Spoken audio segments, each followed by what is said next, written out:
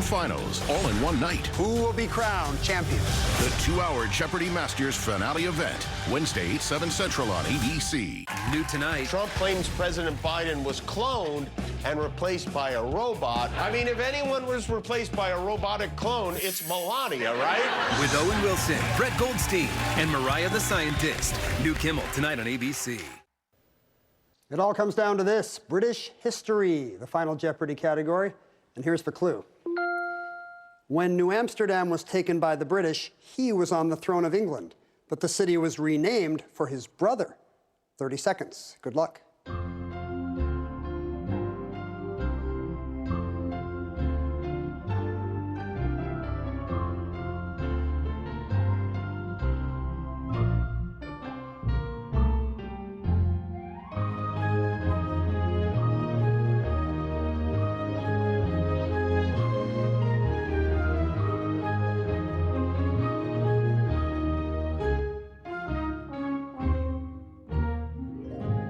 We'll start with Matt Amodio in second place by just 200 points.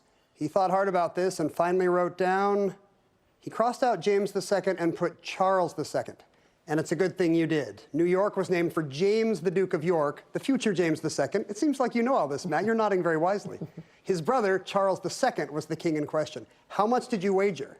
Okay, just 2,000, but you are now in the lead, 10,800 over Juvaria Zahir, who had 9,000 points. Did she know it was Charles II? She also crossed out James and put Charles II. She wagered 8,601. That's enough, taking her to 17,601. 3 match points for her. Great game, both of you. Let's take a look at the leaderboard. Victoria Gross is on top with 13 match points, followed by Yogesh in second. Juvaria Zahir will advance thanks to that win that left her with 8 match points. Isaac and Matt are tied with 6. But based on the first tiebreaker, number of games won, it's Isaac Hirsch who will be advancing. Roger, congratulations. A $50,000 prize for you. Thank you. Thank you for coming back. Always great to see you. Thank you for having me. Matt Amodio for 5th place, $75,000 prize for you. Well done. The semis kick off tomorrow night when Jeopardy Masters returns. We'll see you then right back here on the Alex Trebek stage. Good night.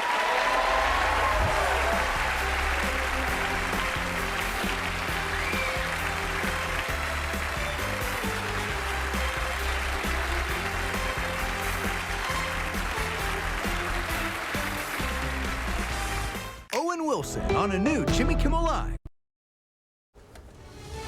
Straight ahead on ABC 12 News at 11, a fight breaks out during the Flint City Council meeting tonight while discussing the next year's budget. What happened leading up to these moments? Plus, people in Carrollton Township came out to protest the smell from the Michigan Sugar Company. And after a warm and pleasant Monday, Chief Meteorologist J.R. Kurtek will join us with our Tuesday forecast. It looks good, too. ABC 12 News at 11 starts now. Covering Flint, Saginaw, Bay City, and Midland. This is ABC 12 News at 11.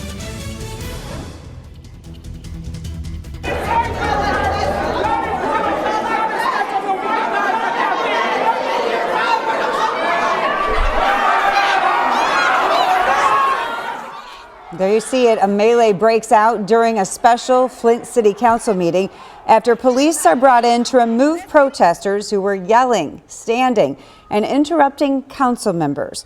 Tonight, council was supposed to be meeting before a midnight deadline to approve the city's budget. Instead, frustration about council voting on a loan for final improvements to Flint's drinking water system, the long wait for settlement payments, and anger spilling over from a Sunday protest led to the clash with police, reaching a boiling point.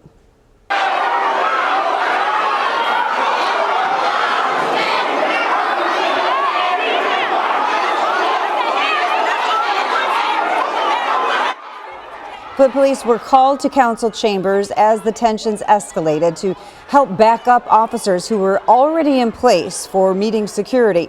Protesters became upset and refused to sit down as council was considering a vote for a low-interest loan from the state for final improvements mandated by Eagle to ensure compliance with the safe drinking water. Many of the people speaking out at council were upset about this video you see here, a protest yesterday where they felt civil rights were violated. Many were ticketed, cars were towed after Flint police and Michigan State police troopers were brought out to manage the crowd and traffic concerns. The protest was organized by Jedediah Brown, who has taken part in several demonstrations in Flint. Protesters today upset over what they say is dysfunction in city government and a lack of transparency as they wait for money from the water crisis settlement. And tonight, those frustrations turned physical. Police officers came up into the meeting with attitude. I was assisting, trying to get the young lady to leave without any physical confrontations. She was on her way out. They had one rogue police officer punch one of the residents in the chest, then swung on another male resident, and, at the same time, people was trying to break it up, and push everybody away. This is the people speaking and saying, we're tired. Our water, all service lines aren't complete. We have not received a dime for water settlement funds. This is residents saying, we want a better community. We want our elected officials to listen to us. And this just came to a heed, unfortunately, today in these chambers. Tonight, Flint Police Chief Terrence Green responding to this incident, saying Flint police officers are upset after being attacked by some citizens while at the special city council meeting. They are confused and frustrated by a city councilman that joined the unruly crowd by berating and insulting officers for doing their job. The council meeting broke up during that altercation, and there is no word yet tonight on when they will resume their talks about passing the city budget. Again, the deadline for that is midnight tonight. We are taking a live look outside at Flint on this Monday night. We did have a very pleasant day out there, gorgeous weather, sunshine. Chief Meteorologist J.R. Kurtik joining us now. And J.R., it's supposed to be even warmer tomorrow. I think we're ready for some warmer weather. That's right. Temperatures into the 80s tomorrow. Some of us just managed to sneak past the 80-degree mark, but we're going to be cruising through the 80s tomorrow. Even as the clouds increase, winds will continue from the south-southwest tomorrow, drawing in that warmer air. At the same time, cool front's going to be moving in from the west. By Wednesday, that'll mean a chance of some thunder and lightning across mid-Michigan. But nothing on the radar right now. No thunder, no lightning, no rain, no nothing. Clean sweep, and I think that'll be the case for the better part of our Tuesday.